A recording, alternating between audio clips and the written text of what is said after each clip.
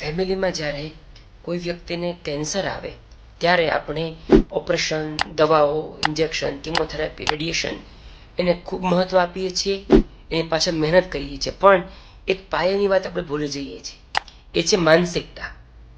અમારો અનુભવ એવું કહે છે કે માનસિકતાથી દર્દીના ઓપરેશનના કે કિમોથેરાપીના રિઝલ્ટમાં બહુ મોટો ફરક પડે છે. જે દર્દી પોઝિટિવ હોય એની આસપાસનું વાતાવરણ પોઝિટિવ હોય એ દર્દીને દરેક થેરાપી આપ્યા પછી રિઝલ્ટ ઘણું સારું આવે. ને જો દર્દી નેગેટિવ હોય તો રિઝલ્ટ જનરલી નેગેટિવ સાઈડ જતું હોય છે. તો કાળજી શું રાખવી? પહેલી વાત, હંમેશા દર્દીની આસપાસમાં વાતાવરણ પોઝિટિવ રાખો. તમારા કુટુંબમાં, સમાજમાં જેને કેન્સર થયા પછી સંપૂર્ણપણે સારું થયું હોય એની ચર્ચા કરો. જે દર્દીને કેન્સર થયા પછી રિઝલ્ટ નેગેટિવ આવ્યું હોય એની ચર્ચા નહીં કરો.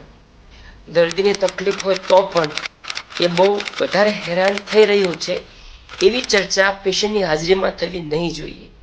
એટલે તમે સગા સંબંધીઓમાં બી સૂચના આપો કે તમે જો દર્દીને ફોન કરો કે મળવા આવો તો હંમેશા પોઝિટિવ વાતો કરશો, જીવનના આનંદની સારી સારી વાતો કરશો, દર્દીના ભૂતકાળના આનંદમય પળોને યાદ કરશો, નેગેટિવ વાતો નહીં કરો.